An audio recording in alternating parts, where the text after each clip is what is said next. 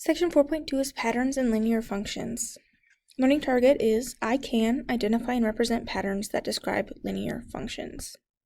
Big ideas for this section. The value of one variable may be uniquely determined by the value of another variable. Such relationships may be represented in a number of ways, such as using words, tables, equations, sets of ordered pairs, and graphs. In a relationship between variables, the dependent variable changes in response to another variable, the independent variable. So the dependent variable is the amount that we're going to get depending on what we put in for the independent variable. Values of the independent variable are called inputs, and values of the dependent variable are our outputs. So independent are inputs, and our dependent are our outputs. In example 1, we're representing geometric relationships. In the diagram on page 240, which I also kind of have here, what is the relationship between the number of rectangles and the perimeter of the figure they form?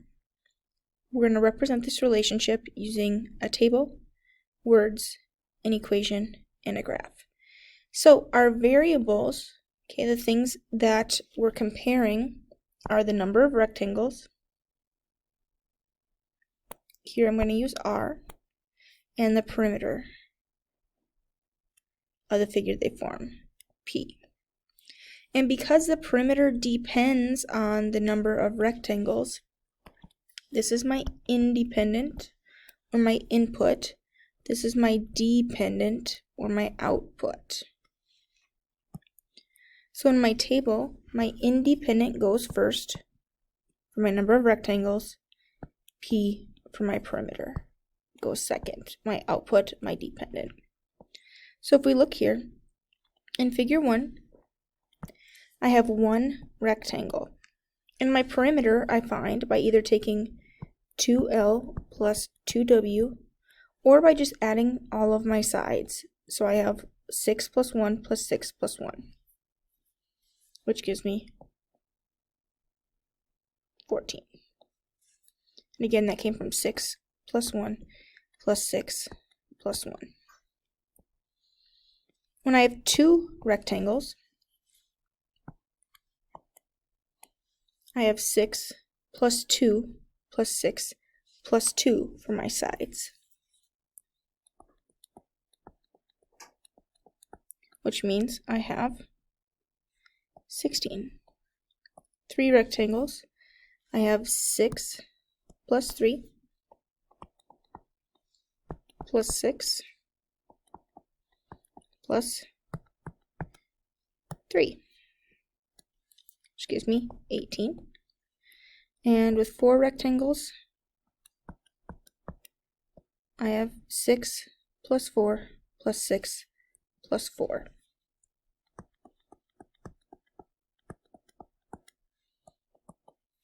Which gives me 20 as my perimeter. So there's my table. Next thing it wants is in words. Well, in words, we can say a number of different ways. We can compare our side lengths. We can compare one rectangle to the other. I'm going to go ahead and say here, in words, that if we look, every rectangle seems to have the side lengths as 6. So I'm going to say the part that changes is that we have 2 times our bases. 2 times the base. Here, base is 2. 2 times my base. So here, I'm going to go ahead and say we can take 2 times the number of rectangles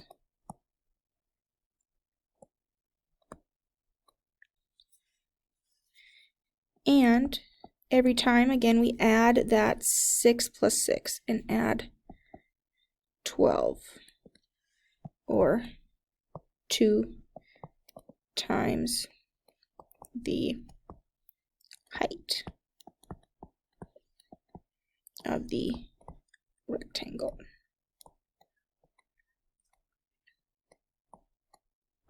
Lots of different ways you can say that in words, a lot of them. So if you came up with something different, that's fine. An equation here. So our output is P. Our input is R. So we need to relate those two. Well, if we look here, 1 is my R value. I have 2 of them. And I have 6 plus 6. Here I still have 6 plus 6. Here I still have 6 plus 6.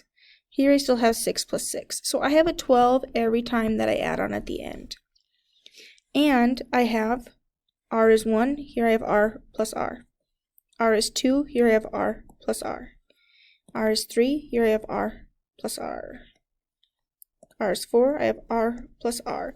So I have 2R plus 12. So my perimeter is going to be 2 times my number of rectangles plus 12. And lastly, the graph.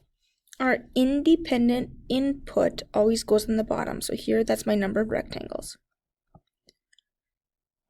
And because those start at 1 and go up by 1, I'm going to make my scale just 1. Remember, our corner is always 0. So 1, 2, 3, 4, and so on. And here I use just a first quadrant graph because we can't have negative amounts of rectangles and I can't have negative perimeter. My perimeter is my output, so that's going to go on the side. And here I do need to use a different scale because I only have 14 spots on my graph, so I can't get all the way up to 20. So instead, I'm going to go by 2s. And it's important to remember here that whatever we go by in our first one has to be consistent all the way through. So if my first gap is 2, then it also needs to be 2 the entire way through. So since 0 to 2 is 2, 22 to 24 also has to be 2. Okay, so again, whatever we have for this gap has to also be the gap between those 2 lines, and those 2 lines, and these 2 lines, and these 2 lines.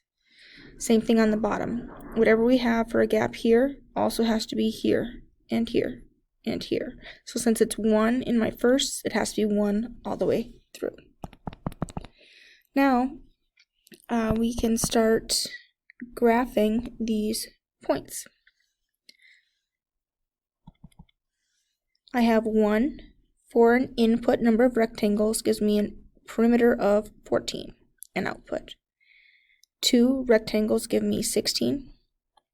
3 give me 18. 4 give me 20. I can't connect these dots because I can't have 1.5 rectangles. I can't have 2.25 rectangles. So because I can't have any values in between there, I can't connect them. I also can't go to the left because that'll give me negatives, which I can't have. But I can continue this pattern to the right. So I can either draw those, or since we can't possibly draw all of them, we could have 100 rectangles, let's say. I just put an arrow to show that that pattern continues. Now, in the diagram on page 241, what is the relationship between the number of triangles and the perimeter of the figure they form? Represent the relationship using a table, words, an equation, and a graph. So the first thing I'm going to do is figure out what my variables are. Here, we have number of triangles. I'm going to make that T, and the perimeter that they form, I'm going to make P. Perimeter depends on the number of triangles. So my triangles are going to be my independent and my input. And my perimeter is going to be my dependent and my output. So as far as that goes in a table, T goes first, and then P. Our input is first, our output is second. So if I have one triangle, my perimeter is 3 plus 3 plus 4. Sides plus base, which gives me 10. For two triangles, I'm still going to take 3 plus 3, my sides, plus my bottom base, plus my top base. So for two triangles, I get 14.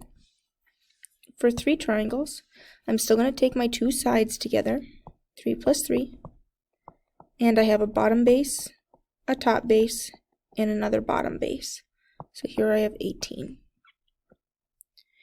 And for 4,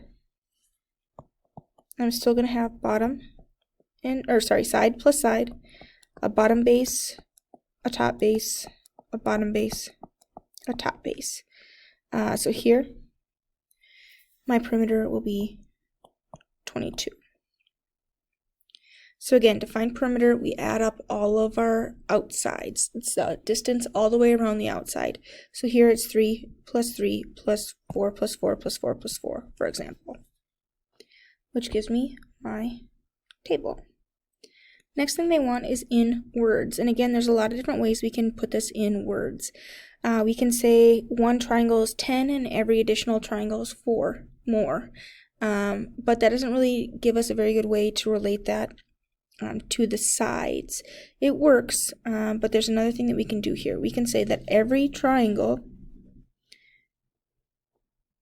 is 3 plus 3, and then we add 4 times the number of triangles, because that base I have on every triangle. 3 triangles gives me 4 bases. So a couple different ways there. Here I said each triangle has a base of 4 and 2 sides of 3. So we can take 4 times the number of triangles and add 6 to get our perimeter. Okay, so whatever you came up with could have been different, and that's okay. There's a lot of different ways that we can describe this relationship. Next thing they want is an equation. So for there, I'm going to look at my steps here. Perimeter depends on the number of triangles. So perimeters are output, triangles is our input. We check to see here the things that stay the same, those are constant. So 3 plus 3 is the same every time. So every time I'm going to add 6. Now, I'm adding 4 every time, and the comparison to the number of triangles is here I have 1 triangle and 1 4. 2 triangles, 2 4s. 3 triangles, 3 4s. 4 triangles, 4 4s. So my t value here, I have 1 4. T value here, I have 2 4s. T is 3, I have 3 4s. T is 4, I have 4 4s. So I can take 4 times t plus 6 to give me my formula. And we always want to check it. So if I plug in 1, I get 10. If I plug in 2, I get 14. If I plug in 3, 18, and 4, 22. So we're good there. The last thing they want is a graph. So we said that our number of triangles is our input or independent. It goes on the bottom. And perimeter is our output.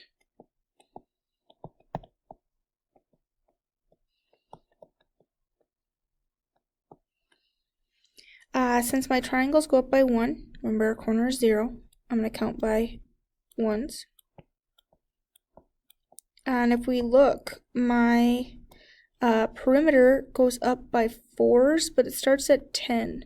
We want to go up to 22 at least. So I'm going to just go by 2s. That'll get me up to 28 here, based off the number of squares that I have.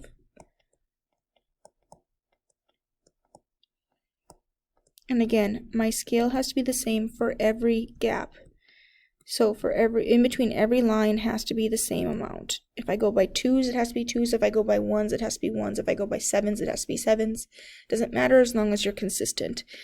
Keep in mind though that your bottom and your side, your x and your y, don't have to match. Here I have 1, 10, 2, 14, 3, 18, and for 4 is 22. 5 would be 26, and if we have more, we can extend that pattern using an arrow.